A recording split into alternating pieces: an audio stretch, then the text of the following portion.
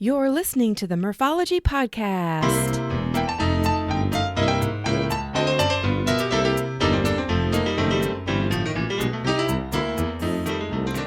Thanks for tuning in to the Morphology Podcast. Hey, if you haven't yet, please subscribe to this podcast and give it a thumbs up if it's deserving. It helps me out a lot. Anyway, aka Murph here to share interviews about biking experiences from cyclists who have pedaled to places all over. Each week we will get to know new people and explore new destinations to ride your bike. And as you listen to these adventures, you may wonder, why haven't I done that yet? On the show today, we have the trail manager for the South Dakota Mickelson Trail, which has been a bucket list trail for me for quite a while. This rails-to-trail crushed limestone trail spans over 100 miles through the heart of the Black Hills. With 4 rock tunnels and over 100 bridges, this trail is open year-round to hikers, bikers, and horseback riders. Dana Garry-Reiprich is the trail manager for the Mickelson Trail and is on to tell us more about all the Mickelson Trail has to offer. All right, well, on the show today we have Dana. Hey, Dana. Hey. Happy to have you on the podcast. This is crazy, but quite a few people have either emailed me or talked on previous episodes about South Dakota and specifically the Mickelson Trail. So that is why you are on the show today. Well, wonderful. Thank you so much for having me here. Well, before we get into talking specifically about the Mickelson Trail and all that it has to offer, do you want to maybe tell us where you live and if there's a cycling culture or what cycling is like there? Well, I live in the Black Hills of South Dakota, more specifically closer to Rapid City area. Mm-hmm. But the Mickelson Trail is right through the center of the Black Hills. So bicycling is huge out here. Sure. It's getting much better, and people are getting a lot more friendly about letting the bicycles on the road as our shoulders get a little bit wider. Mm. So depending on where you want to go, you're going to find either really wide shoulders or no shoulders, which is why we really like the Mickelson Trail. Sure. And I'm going to guess it's not flat in South Dakota. Well, it depends on which side of the state you're on. My side of the state, the west side with the Black Hills, is definitely not flat. Right. But the Mickelson Trail is a 4% grade, thanks to the railroad. Nice. So it's not a terrible up and down. Right, right. And I was in South Dakota in the Black Hills, but I was 6 months old. So all I have to go by are photographs of myself in front of, cool monuments and things. So I really can't say that I know anything about South Dakota. South Dakota is absolutely beautiful. Nice. You got to come back and check it out. Yeah, I was going to say it's definitely on my bucket list. So, so you work in some sort of capacity that you have responsibilities that are associated with the Mickelson Trail. Is that true? Yes, it is. I am the trail manager of the Mickelson Trail for the state of South Dakota Game Fish and Parks. Nice. So do you want to get into what the actual trail is all about? Absolutely. Awesome. It's way more interesting than my job. Well, what do you do as a trail manager? As the trail manager, I oversee everything from events to projects to budgets to employees to landowners to bridge maintenance and tunnel maintenance. And I clean bathrooms regularly. I mow. Wow. You name it, I do it. I'm kind of a glorified custodian in a lot of ways. Well, it also sounds like a lot of responsibility. It is, but it's also a lot of fun. Sure, sure. And, I didn't even ask you at the beginning, but are you a cyclist as well? When I can get out, yeah. Yes, I do enjoy cycling. Yeah, awesome. So Mickelson Trail, you did allude to it. It used to be a rail trail, and now it's actually a trail for, I'm assuming, pedestrians and bikes and all that good stuff. Give us some highlights of what it is. I know it's over 100 miles, but beyond that, I don't know much. So the George S. Mickelson Trail is a 109-mile hiking, biking, and horseback riding trail. It's a non-motorized trail. Mm-hmm. So it is on an old rail bed, and it is a rail-to-trail trail for the Conservancy, I think we actually took number 25 out of 50 or somewhere in there when they did their top 50 trails a couple of years ago. Oh, okay. And what about a little bit about the history? So the cool history about the railroad end of things is that in 1892, when they started building the railroad from Edgemont to Deadwood, they actually started at both ends. And they completed 109 miles in 1892-93 in 292 days with about 3,500 people. Wow. So that is, think back, we're over 100 years ago. We didn't have all of the tools that we have now. Most of it was done with pickaxes and dynamite. And then they have what's called a Julian crane, which looks like a big crane on a railroad bed. But those were not heavily utilized out here because it took so much to get them out here. Interesting. And let's go back to when it was a railroad. Is it going from community to community, or is it out in the middle of nowhere? It does go from community to community. So when you're on the trail today, the big communities that you'll come through are Edgemont, Pringle, which is very small, then Custer, Hill City, and then up to Lead and Deadwood. But you have several ghost towns in between those places also that you get to see. Awesome. And tell us, do you have any history on the transformation from going, railroad to now trail? Oh, sure. So in 1983, it just wasn't profitable anymore for the railroad to run up here. A lot more equipment was being moved by truck, and it was just a lot easier once the roads had been improved.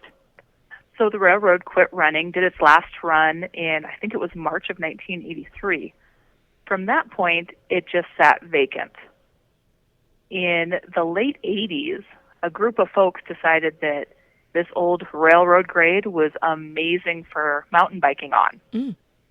And they got together with the legislatures, stopped a salvage company from tearing down the bridges on the trail. Now there's 125 trestle bridges on this trail. Whoa. And they stopped the salvage company from tearing down the bridges, and they were able to get the legislature and the governor at the time to buy into what is now the Mickelson Trail. So as you can guess, it was Governor Mickelson that was the original supporter of the trail. And over the course of the next 15 years, they were able to build the trail as it is today. So I would put that in the category of relatively new. I mean, if it was probably in the early 90s that it became a trail, or late 80s? Well, the work started on it in the late 80s. It didn't officially open in its current capacity until 1998. Oh, wow. Okay. So it's a 24-year-old trail. Oh, interesting. And I'm always curious about this because I pedal on a lot of rail trails. And I actually, the one that here in my hometown of Cedar Rapids, the railroad is still there. The trail is just like 20 feet away from it. So as you're pedaling, you can still see some of the poles and some of the actual rails. What happened with the Mickelson Trail? Well, with the salvage contract in the early to mid 80s, they went through and they pulled most of the rails and most of the ties. Okay. So what we have is a very nice surface that we put a crushed limestone over the top of the larger red rock that you typically see. Okay. All of the ballast rock. So, yeah, we were able to utilize that and then remove a lot of the rails and the ties. Like I said, were previously removed. And then in the process of working on all of this, we were also able to resurface all of the bridges. So instead of having the railroad ties with the 18-inch gaps between them, it's, I'm not going to say a smooth surface, but it's a continuous surface now. So you can pedal over it without falling through. Correct. We're working on the smooth part, but we're really happy with continuous most of the time. Oh, nice.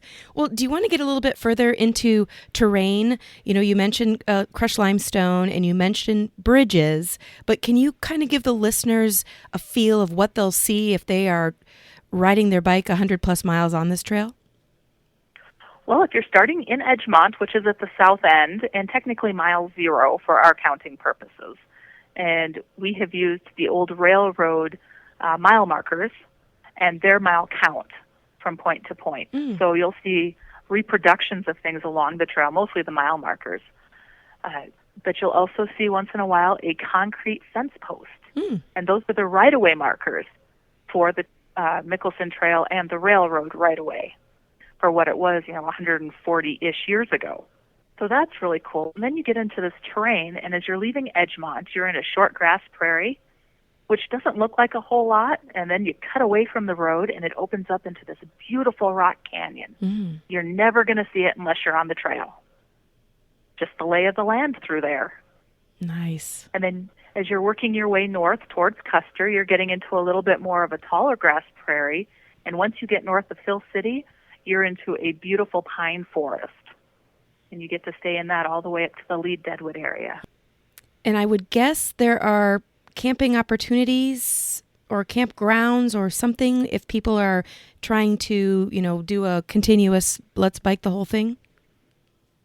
Well, the trail itself does not host any specific campgrounds along it.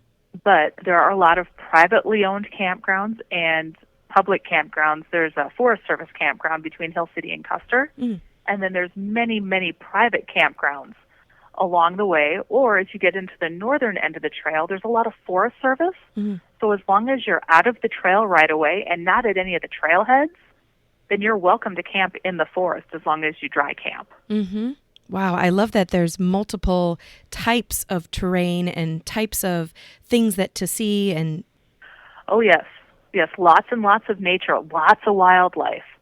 We have everything from the little ground squirrels to a yellow-bellied marmot, which is also known as a rock chuck around here. It's kind of in the beaver family, only it's got a rat tail instead of a beaver tail. It's probably the easiest way to explain those guys. We've got the blue herons. We've got ducks, geese, songbirds, turkeys, deer. We do have mountain lions, but they don't like people. We're a little too gamey for their taste, so they tend to stay away from us. Thank goodness. I have seen mountain lions along the trail, and they have absolutely no interest. Oh, They can catch a deer a lot quicker than they get to catch a person. And then I'm assuming, since you're naming off a lot of these, birds, that there are also water sources of some sort? During the summer at the trailheads, we do have potable water, and it's a cistern that we fill up every week and check for chlorination and for purity of that water. If you're on the shoulder seasons and through the winter, you need to bring your own purification kit, but there are streams along the way that you can get water from. Oh, okay. If you like doing that kind of thing. Sure.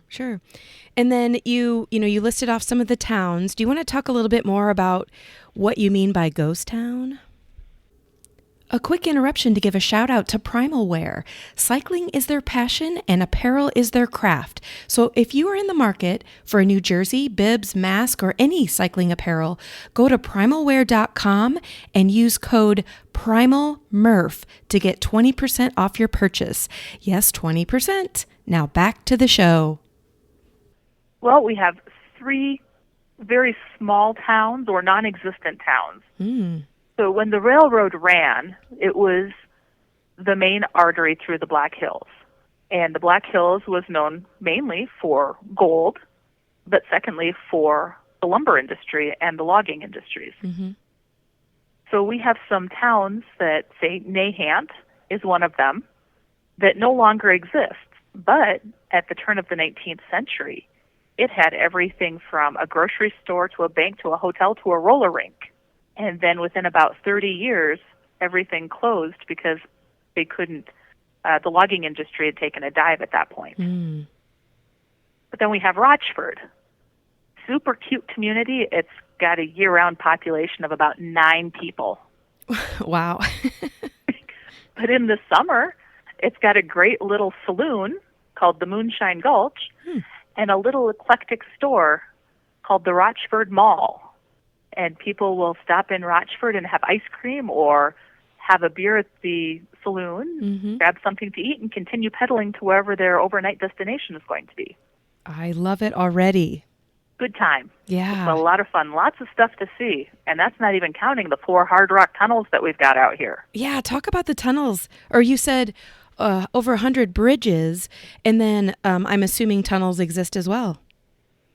Yes. Yes, for the railroad to come through, they don't go up and over mountains, they go through mountains. So we have 4 hard rock tunnels that were originally dug or excavated with TNT and pickaxes and a lot of donkeys pulling out the debris. Wow. But they're still in use on the trail today, and they're maintained, and they're awesome on hot days because you go into them and it's about 30 degrees cooler in the tunnel than it is out in the sun on the trail. So they're a nice little place to stop and have a water break. Nice. And are these tunnels that are long enough that you need to have lights on your bike?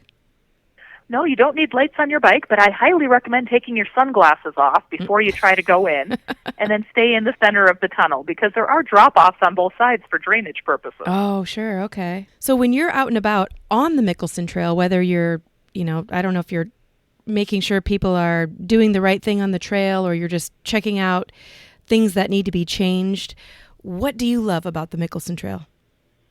I love the people. Oh, yeah. It's so much fun to get out there and just visit with folks that are using the trail to find out where they're from, what their thoughts are on the trail, what they're excited to see, what they haven't seen. Give them a little bit of history of the trail, which makes them enjoy it even more, or help them fix a broken brake or a flat tire or any of that kind of stuff. I do have folks that go out on the trail during the summer, and that is their main job, is to visit with everybody and make sure everyone's okay. Oh, nice. Yeah, yeah.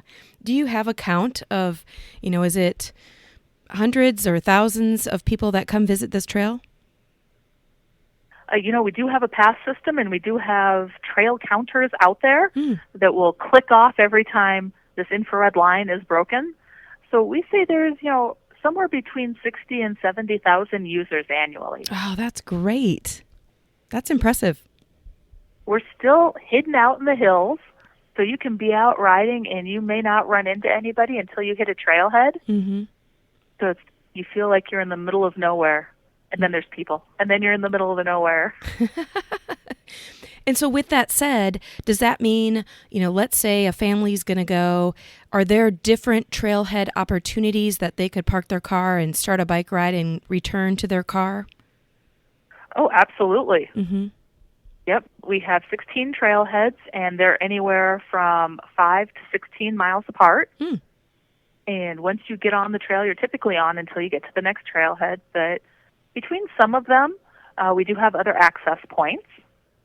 And if anyone has questions or needs specifics, I can definitely answer those questions on a one-to-one. Awesome. At any time. Sure. But yeah. Now's a good time to maybe give some highlights of rules and regulations. Like, I don't know if it's you have to have a permit to be on the trail or if there's, a curfew. Do you want to get into that a little bit? Sure. We do have a permit system on the trail, and it is $4 per person per day, or $15 per person per year to use the Mickelson Trail, and this is for 12-year-olds and older need to have those passes. 11 and under can ride as much as they want at no cost. Okay. So that's fun. And then the trail, because we do go through communities, we say the trail is open from a half an hour before sunrise until a half an hour after sunset.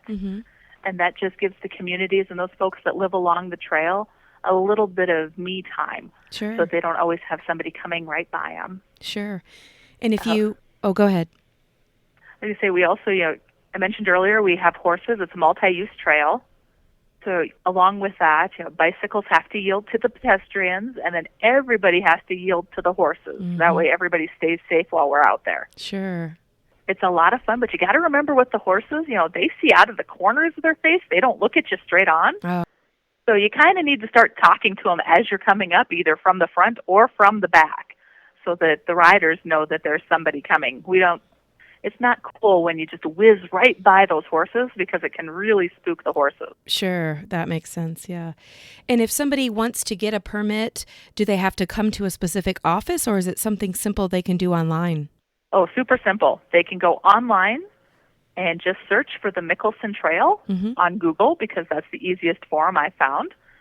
And then you can go to purchase your pass online, or you can get it at any one of the trailheads. Like a self-serve? Yep, self-serve trailheads. Oh, very good, very good. So next magic question is, what is the weather like on the Mickelson Trail? Do you have 4 seasons, or is it always 35 degrees and almost snowing? We have 4 seasons in one day. How's that for an answer? Yeah. So typically, which mind you, South Dakota is never typical, and especially in the Black Hills. But typically during the summer, and we're going to call summer for this purpose, June through the end of August, you're looking at 70 to 80 degrees during the day in the higher elevations and 80 to 90 degrees in the lower elevations. And then you're looking right around 40s to 50s in the higher elevation overnight and 60s to 70s overnight in the lower elevations. But with that being said, we get hail, we get random afternoon thunderstorms, we get lots of wind. Typical doesn't work a lot out here. We've had snow in every season. We're still trying to get the snow off the trail right now, and we're into the end of April already, and I still have drifts that are 4 and 5 feet deep. No way. Seriously, can't make this up. Oh my gosh. And I guess that was my next question. Do you groom the trail, or can cross-country skiers use it in the winter? Both. Oh, nice. So we groom the trail during the summer, and we use trucks on the trail, even though it's a non-motorized trail, but it's the only way we can get the work done in a timely manner. So we have a trailer that goes behind a truck, and it will smooth and grade the surface for us, which is great. In the winter, we will groom sections of the Mickelson for the fat tire bikes and for cross-country skiers. They have to lay their own tracks, but we'll get it at least smooth for them. And then we also do a lot with snowshoeing. So at my office in the winter, I've got 50 pairs of snowshoes now that we just check out. It's not a rental. It's just a check out. I need name, address, and phone number. And you can have as many pairs of snowshoes at no cost as you would like to use for a weekend. And where are you located? I know you're at Mile Zero, but what town or city are you in? Actually, I'm closer to Mile 108. Oh, you are? Okay. Yep. My office is in Leeds, South Dakota, which is at the northern end of the trail, and we're found off of Nevada Gulch. So if you go from the Mickelson Trail up the hill, Nevada Gulch, past my office, there's actually a ski resort at the top of the hill. Oh, nice. A quick interruption to tell you this week's podcast is sponsored by Lizard Lips Lip Balm. These great lip balms contain natural ingredients, come in a variety of flavors, and you can choose certified organic or balms with sun protection. Check it out at lizardlips.net. Now back to the show. So it sounds like people can come on the Mickelson Trail any time of the year, whether they want to bring their fat bike in the winter, snowshoeing, walking, bring the horses, all of that good stuff. So they can come anytime, do their permit either online or at a trailhead. What about, do you ever have actual events? Oh, yes. We have lots of events. Some of them are done through the state and through my office, so we're in charge of them. And a lot of them are put on by private individuals. So the ones that I personally oversee are the Mickelson Trail Summer Trek, which this year will be its first run. Last year was supposed to be the first run, but everybody knows how 2020 didn't go anywhere. Right. So we're doing everything take 2 this year. Yes, so this is our first annual take 2 of the Summer Trek, and that will be the middle of June, the 15th through the 17th. And then we also have something very similar to it called the Mickelson Trail Trek, which this year is going to be the 23rd annual Mickelson Trail Trek, which happens in September. Wow. And we cap both of those rides at 600 participants. The Summer Trek is at about 250 right now, but we've already maxed out. We max out in December of every year for our September ride, and within hours, not within days. I was going to say, so it's definitely a crowd pleaser. It is, yes. That's why we've gone to a June one also, to try to get more people out there. Nice. So you've got 600 people registered. What would a typical rider look forward to? Like mileage, where are they staying? Is there food provided? So these rides are both broken into 3 days. Okay. So on the first day of both of the rides, the riders will go from Custer to Edgemont. They will have 2 snacks and a meal on that day. And then shuttling and everything else is all included. And that just takes a long time to explain all of the shuttling stuff behind it. But then you stay in Custer for usually the first 2 nights. So then on the second day, you would ride from Custer to Rochford, and then we keep your bikes in Rochford. And on that day, it's again 2 snacks and a meal and a band. Oh, okay. Oh, yeah, we have live entertainment. We're uptown here. Nice. And that day is about 35-mile ride. The first day is a 45-mile ride. The second day is a 35-mile ride.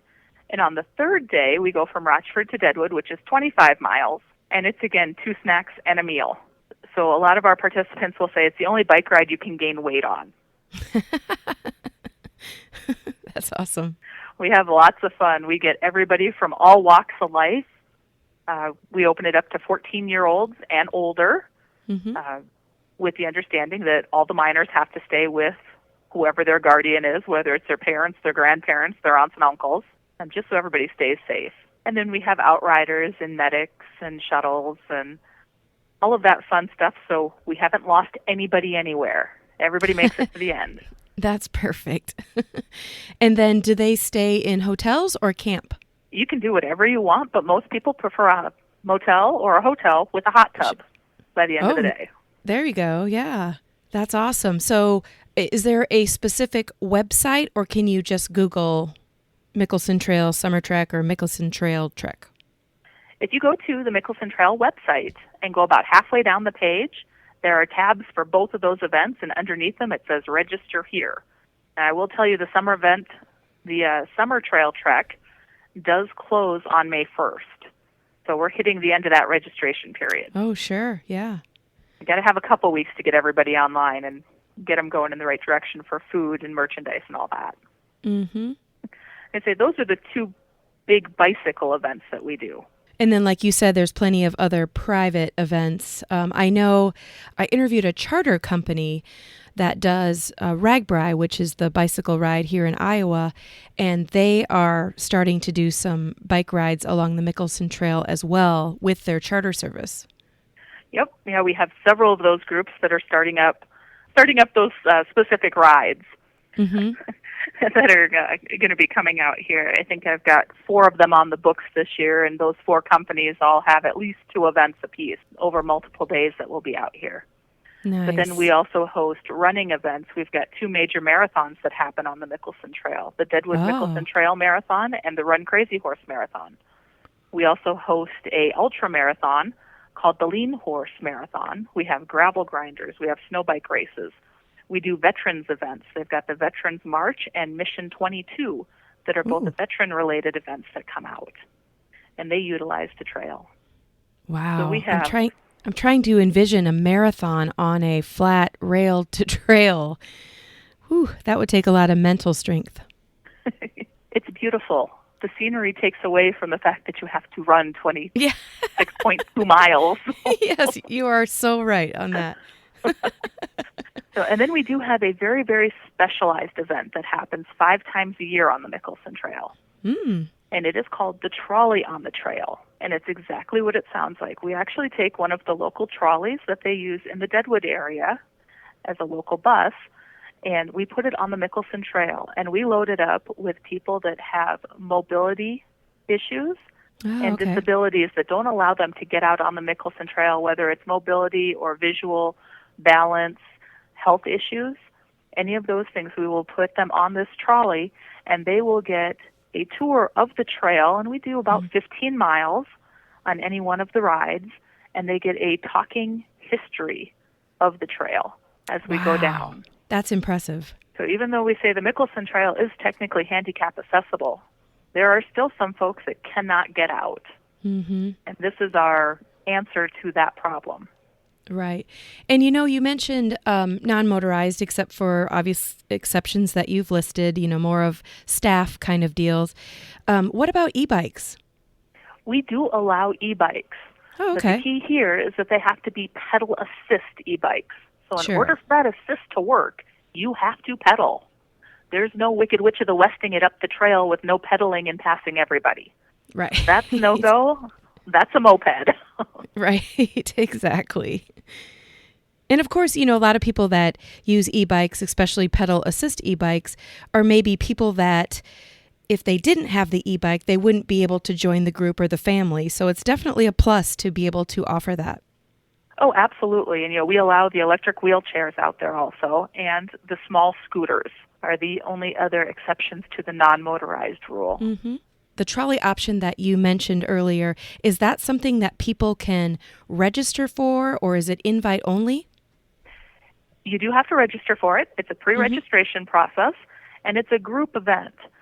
So our registration, we run 5 times a year, but we run it out of 2 locations. We have 3 rides that start in Deadwood and 2 rides that start in Hill City. So the folks that want on the Deadwood trolley, they call Neighborhood Housing in Deadwood, and they run all of our registration. And the folks that want on the Hill City trolley just call the Hill City Chamber, and they'll run the registration. And like I said, we go down, we give a history of the trail, we have snacks, we have potty stops, we have water. It's just a nice day. Excellent. I was wondering, when you're on the Mickelson Trail, are you near some of the, really cool, popular places that people always want to go when they come to South Dakota? We have a few of them that you can access super easy from the Mickelson. Crazy Horse Monument. The trail actually goes right under its driveway. No way. So you can hop off and go up to the monument and check out the museums, have lunch, get the history of Crazy Horse and the story behind it. Wow. Mount Rushmore is only about 12 miles off the trail. Oh. But I really wouldn't recommend biking up there just because Highway 244 is super windy and narrow, and there's just not a lot for shoulders, but it's a great day trip in a vehicle. Sure. Well, yeah, if people are on the trail and they have their vehicle, they can do a little bit of both. Oh, yeah. And the Badlands. You come right past the Badlands on the interstate if you're coming from east to west, and that makes a great day trip, and it's got some beautiful scenery, and it's good for biking out there, too. They've got some pretty decent roads. Excellent. I don't recall if we mentioned it at the beginning, but is the Mickelson Trail funded by donations or by the city, the state? Is it something that people can donate to? All of the above. Okay. So the Mickelson Trail is managed by the state of South Dakota Game Fish and Park. So we do have a budget through the state. We also have a friends group. It's called the Parks and Wildlife Foundation, and they manage all of our donations. So if anyone wants to donate to the trail, then that's where we would direct them. And then we also have the fee structure, the $4 and the $15, and that also helps us fund the trail. We run on grants, and we also run on matching grants, full grants and matching grants in order to get projects done. Excellent.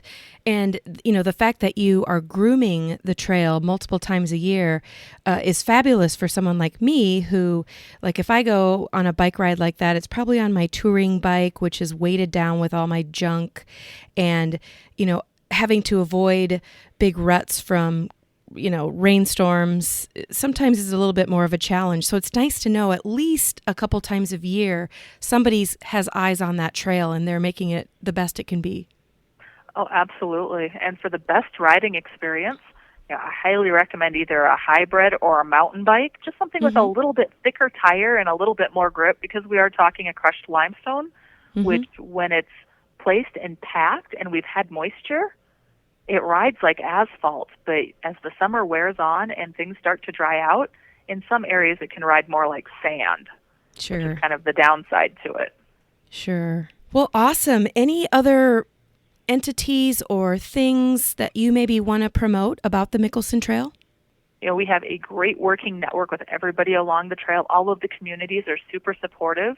The trail today would not be what it is without everybody's support. And a huge shout out to the National Guard, because without them, the initial phases of building of the trail never would have happened, because they're the ones that went through and did a lot of the work on the bridges. The Forest Service, sometimes they're not looked upon so highly, but they were huge in the process of development also. And they're the ones that helped look over the tunnels initially and look over at the bridges. And we still have a great working relationship with them to this day.